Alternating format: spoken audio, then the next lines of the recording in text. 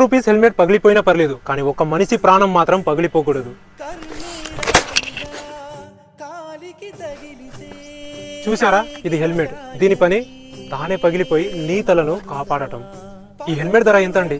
దాదాపు 500 నుంచి 1000 రూపాయల వరకు. కానీ మన బైక్ విలువ లక్షల్లో ఉంటుంది, మన ప్రాణాల విలువ కోట్లలో ఉంటుంది. కానీ నిన్ను కన్న అమ్మ కన్నీల విలువ ఎంత? నిన్ను నమ్ముకొని బ్రతికే కుటుంబం విలువ ఎంత? అయినా కూడా ఈ చిన్న హెల్మెట్ ను తలకు పెట్టుకోవడంలో ఎందుకింత నిర్లక్ష్యం? నీకున్న హెల్మెట్ ను ఇంట్లోనే పెట్టుకుంటావు, మిర్రర్ కి తగిలిస్తావు. హెల్మెట్ షోరూమ్ కోసం కాదన్నా, నీ తల కోసం, నీ ప్రాణం కోసం. ఇంకో విషయం, తాగి బండి నడిపే వాళ్ళు ఒక్కసారి ఆలోచించండి. తాగితే ఇంట్లోనే ఉండలేవా? రోడ్డు పైకి రావాలా? ఎందుకు రోడ్డు పైకి వచ్చి నీ చావును వెతుక్కుంటున్నావు? ఎందుకు నీ ప్రాణంతో పాటు వేరే వాళ్ళ ప్రాణంతో ఆడుకుంటున్నావు?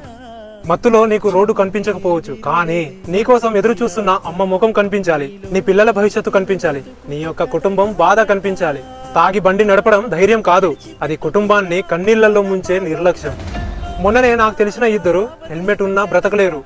ఎందుకంటే వాళ్ళ హెల్మెట్ వాళ్ళ తలపై లేదు, వాళ్ళ బైక్ సైడ్ మిర్రర్ కుంది. హెల్మెట్ మన బైక్ కి కాదన్నా, మన ప్రాణానికి, మన తలకు పెట్టుకోవాలి.